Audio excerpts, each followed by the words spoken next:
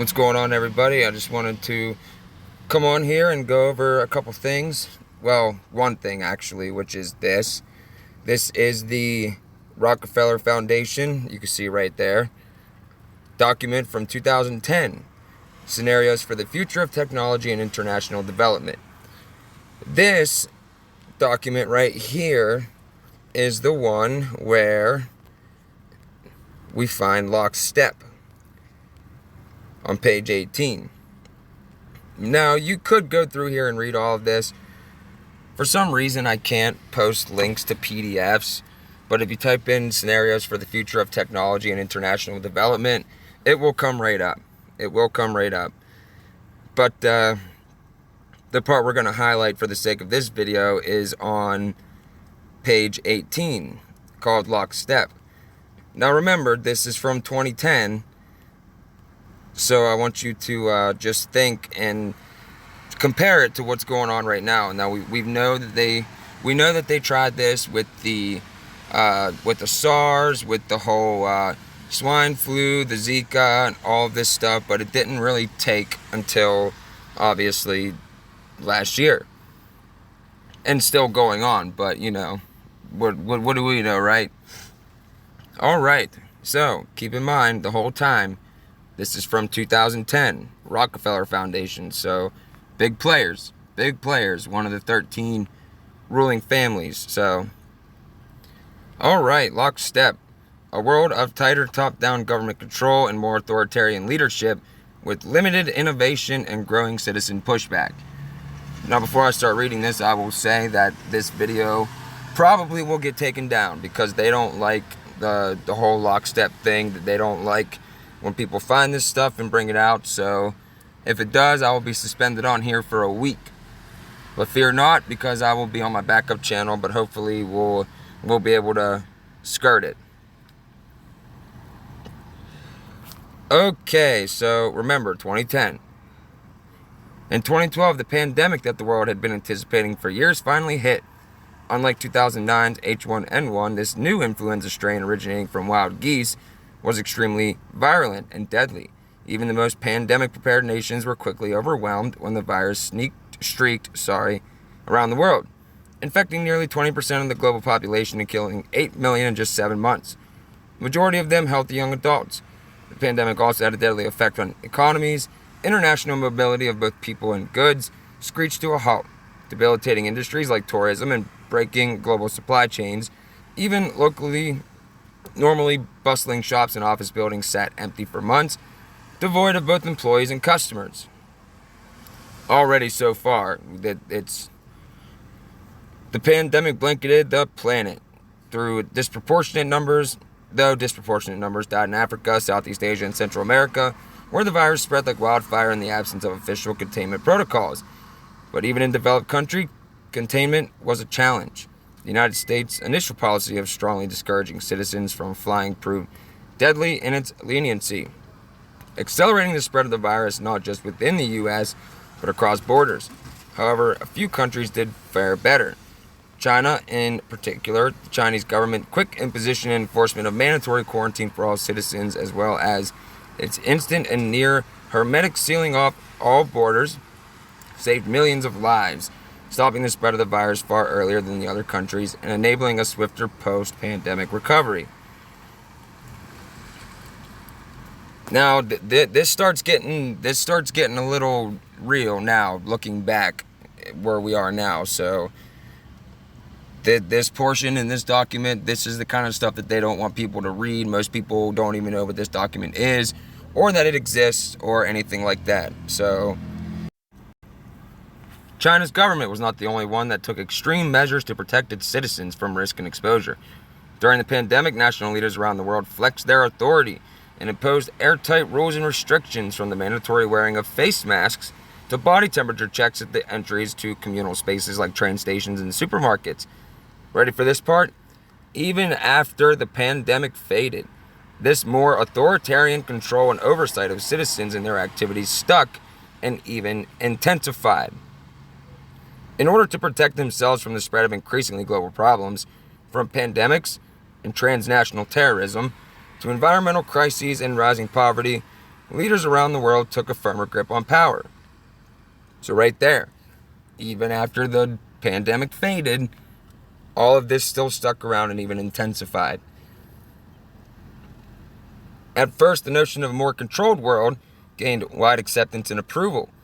Citizens willingly gave up some of their sovereignty and their privacy to more paternalistic states in exchange for greater safety and stability. Citizens were more tolerant and even eager for top-down direction and oversight. National leaders had more latitude to impose order in the ways they saw fit. In developed countries, this heightened oversight took many forms. Biometric IDs for all citizens, for example, and tighter regulation of key industries whose stability was deemed vital to national interests. In many developed countries, enforced cooperation with a suite of new regulations and agreements slowly but steadily restored both order and, importantly, economic growth. So the biometric IDs come in right there. This is called planning things out before they do them. Right? So next time somebody asks you, oh, where is this planned out? Not only can you show them Event 201, but you can also show them this. Across the developing world, however, the story was different and much more variable. Top-down authority took different forms in different countries, hinging largely on the capacity, caliber, and intentions of their leaders. In countries with strong and thoughtful leaders, citizens' overall economic status and quality of life increased. Yeah, right. In India, for example, air quality drastically improved after 2016 when the government outlawed high-emitting vehicles. In Ghana, the introduction of ambitious government programs to improve basic infrastructure and ensure the availability of clean water for all her people led to a sharp decline in waterborne diseases. But more authoritarian leadership worked less well, in some cases tragically. In countries run by irresponsible elites who use their increased power to pursue their own interests at the expense of their citizens, there were other downsides as the rise of violent nationalism created new hazards. Spectators at the 2018 World Cup, for example, wore bulletproof vests that sported a patch of their national flag.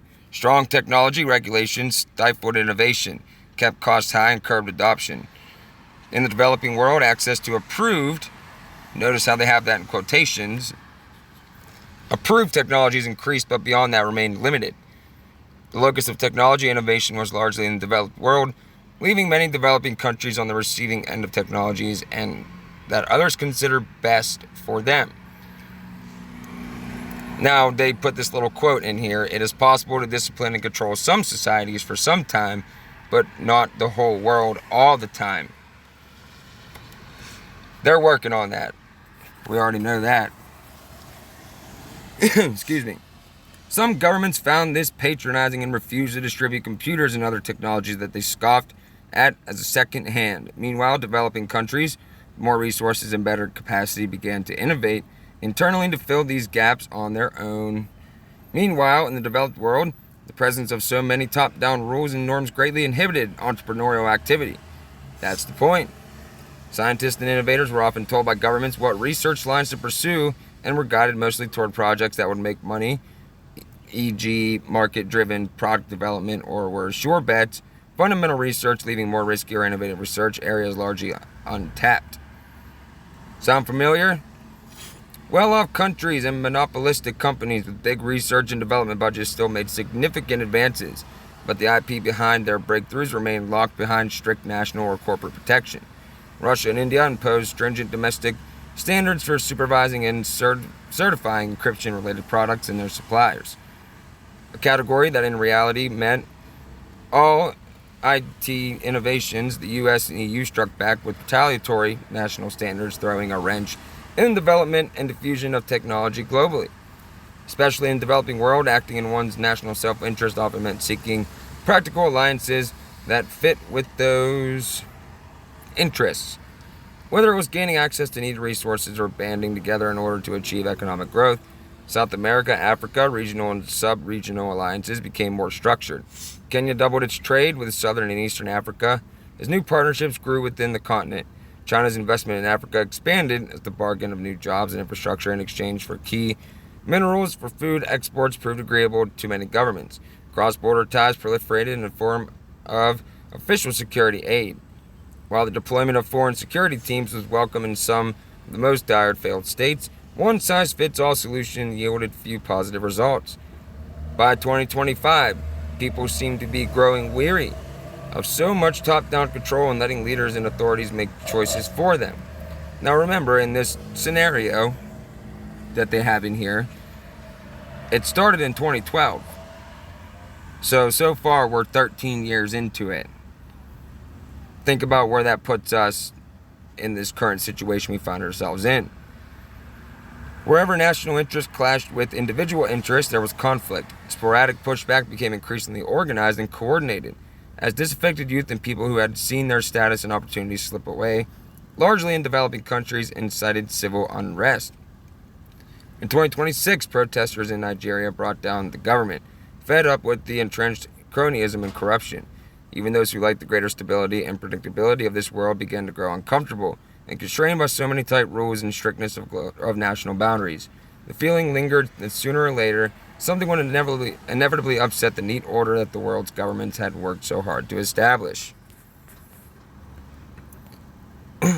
Okay. And it just keeps going on. The role of philanthropy. As in, all the Bill Gates of the world, the philanthropists, and they hide behind that. Philanthropic organizations will face hard choices in this world. Given the strong role of governments, doing philanthropy will require heightened diplomacy skills and the ability to operate effectively in extreme divergent environments. Philanthropy, grantee, and civil society relationships will be strongly moderated by government, and some foundations might choose to align themselves more closely with national official development assistance.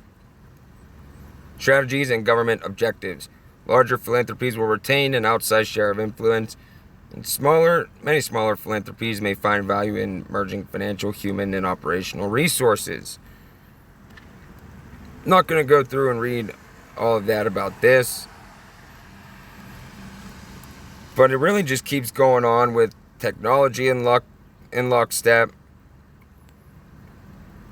Talking about, hold on, let me get down here a little bit.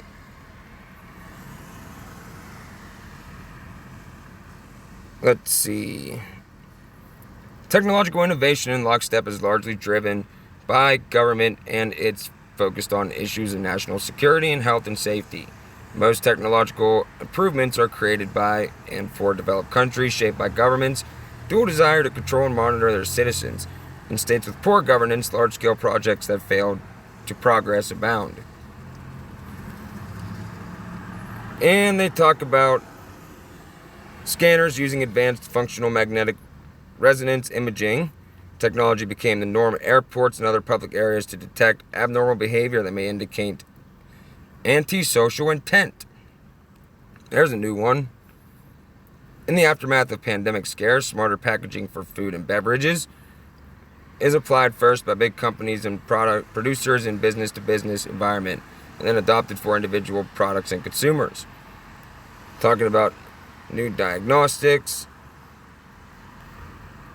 blah, blah, blah. Let's see. Yeah, life in lockstep, and it really just keeps going down, but I don't really have to read all of this. I just wanted to make a short video going on about literally that they've had it planned, and it ends with world government every time. That's where all this is leading. So if you want to dig into this and read more, you definitely can. All you have to do is type in scenarios for the future of technology and international development.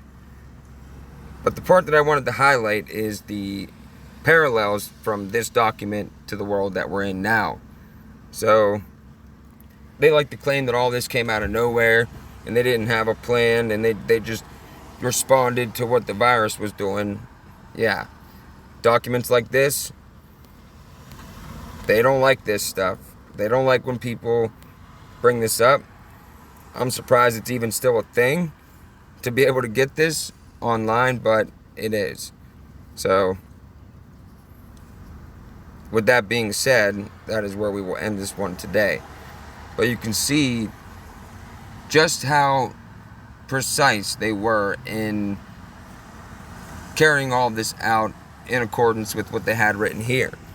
So next time someone tells you anything about, oh, show me the plan, show me where they thought all this up, and you can show them Event 201, you could show them this. So I don't know. God bless.